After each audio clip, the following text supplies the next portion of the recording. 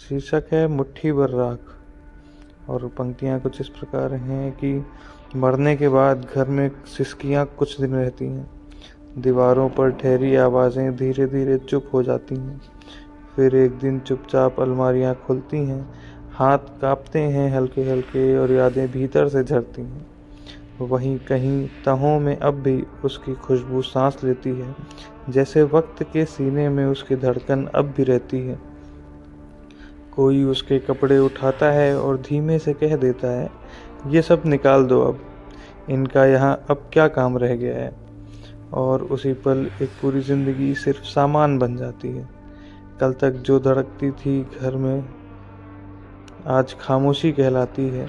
जिन कपड़ों में हंसकर उसने किसी शादी में तस्वीर खिंचवाई थी, जिस कंबल में सर्द रातों में उसकी गर्मी मुस्कुराई थी, जिस तकिए पर सर रखकर उसने हजार चिंताएं सुलाई थीं, जिन किताबों में सपनों की कई अधूरी राहें लिख दी गई थीं, सबको इकट्ठा कर या तो दान कर दिया जाता है या फिर आग की लपटों में चुपचाप सौंप दिया जाता है।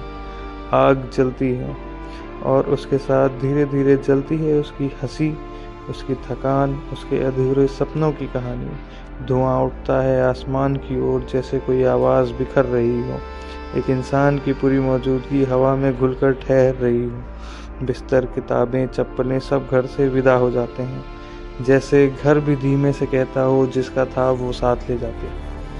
पर अजीब दुनिया है ये भी, यादें राख बना दी जाती हैं, पर गहने जेवर अलग रख लिए जाते हैं, पैसे ताले में बंद हो जाते हैं।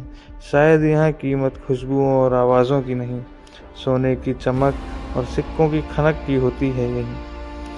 और तब कहीं जाकर हृदय बहुत धीरे समझ पाता है, इस दुनिया में मरता सिर्फ इंसान नहीं, उसकी अहमियत भी मर जाती है। फिर भी कहीं हवा में उसकी हंसी तैरती रह जाती है, उसकी आवाज़ दीवारों से धीमे धीमे टकराती रह जाती है। उसे कोई जला नहीं सकता, उसे कोई मिटा नहीं सकता, क्योंकि सच्ची मौजूदगी कभी राख नहीं बन सकती। और आखिर में उसकी पूरी ज़िंदगी बस एक मुट्ठी राख बन जाती है, जिसे हवा भी बिना पूछे अपने साथ उड़ा ले जाती है। धन्यवाद।